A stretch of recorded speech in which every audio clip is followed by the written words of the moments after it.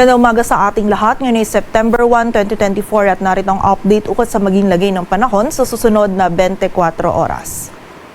Kaninang alas 3, yung low pressure area na minomonitor natin ay huling namataan sa layong 205 kilometers silangan ng Borongan City, Northern Samar. Nananatili pong mataas yung tsansa nito na maging bagyo within the next 24 hours. At ayon nga po sa ating latest analysis, kapag ito ay naging isang ganap na bagyo, ay posible po itong kumilos pa northwestward then northward at mananatili po ito dito sa may karagatan silangan ng ating bansa at nakikita po natin na posible itong lumapit or lalapit ito dito sa area ng sa silangang bahagi ng Visayas at Luzon. At sa kasalukuyan din po nakikita natin na hindi ito tatama sa anumang bahagi ng ating kalupaan, ngunit dahil nga po hindi pa ito isang ganap na bagyo ay posible pa rin po magbago yung ating scenario. So hindi pa rin po natin niro-rule out yung possible scenario po ng landfall. So continuous monitoring lang po tayo at patuloy na magantabay sa updates na ipapalabas ng Pag-asa. At sa kasalukuyan,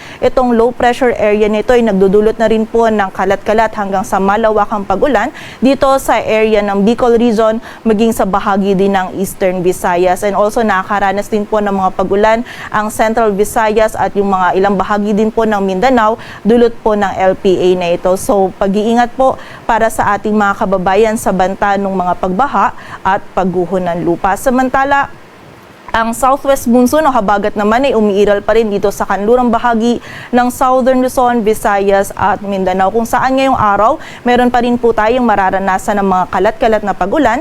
Dito pa din yan sa may kanlurang bahagi ng Southern Luzon, Visayas at Mindanao. At sa mga susunod na araw naman po is meron din po tayong nakikitang possibility ng enhancement ng southwest monsoon o habagat kung saan makakaranas po ng mga malakas na pag-ulan. Itong malaking bahagi ng ating bansa, lalong-lalo na po yung western section po nito, yung western section ng Southern Luzon and Central Luzon, kasama na po dyan ang Metro Manila. So muli po, dahil nga hindi pa ganap na bagyo yung minomonitor po natin, na ito po yung posible mag-enhance ng habagat, is posible pa pong magbago yung scenario natin. So continuous monitoring pa rin po tayo at patuloy tayo magantabay sa updates na ipapalabas ng Pag-asa. At para nga sa magiging lagay ng panahon ngayong araw ng linggo, maulap na kalangitan at mga kalat-kalat na pag-ulan pa rin po yung ating mararanasan dito sa bahagi ng Quezon, maging sa bahagi din ng Bicol region, dulot po yan ng low pressure area. Samantala may mga pag-ulan din po tayong mararanasan dito naman sa bahagi ng Mimaropa, dulot naman po yan ng habagat. So muli po, pag-iingat pa rin para sa ating mga kababayan sa posibilidad ng mga pagbaha at pagguho ng lupa. Samantala sa nalalabing bahagi naman po ng Luzon, kasama na dyan ng Metro Manila, ay meron tayong mararanasan pa din ng mga isolated o yung mga biglaang pag-ulan, pagkidlat at pagkulog, dulot po ng habagat at ng mga localized thunderstorms. Ang ating mga regional offices nagpapalabas pa rin po ng mga thunderstorm advisories or mga babala ukol sa mga pag-ulan na ito. Agwat ng temperatura sa Metro Manila ay mula 26 to 33 degrees Celsius.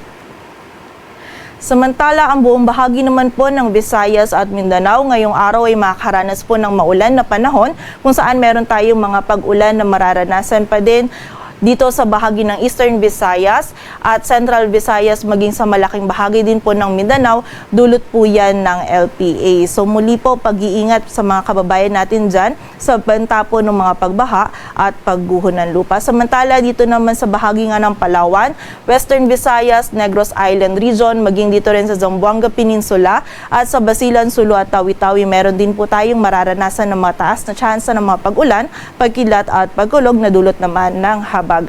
Agwat ng temperatura sa Cebu ay mula 25 to 31 degrees Celsius at sa Davao naman ay 27 to 31 degrees Celsius. At para naman sa lagay ng dagat baybayin ng ating bansa, wala po tayong nakataas na gale warning, kaya malayo makakapalaot yung ating mga kababayang mangingisda, pati na rin yung may mga maliliit na sasakyang pandagat.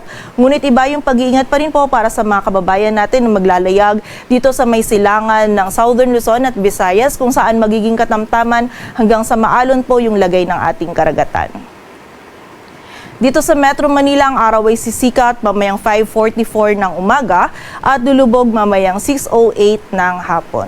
At para naman po sa karagdagang impormasyon, ngayong buwan ng Setyembre ay 2 hanggang 3 bagyo yung bagyo ay yung maaari pong mabuo or pumasok sa loob ng ating area of responsibility, kung saan ayon nga po sa ating climatology track ng bagyo tuwing buwan ng September ay posible po itong tumawid or mag-cross dito sa area ng Southern Luzon to Central Luzon area, or maaari din naman po dito sa may Northern Luzon area, and posible din po na meron tayong senaryo na ito ay magre-recurve or hindi po ito maglalandfall sa anumang bahagi ng ating kalupaan. At yung mga susunod nga po na pangalan ng ating mga bagyo ay Enteng, Ferdy at Hener.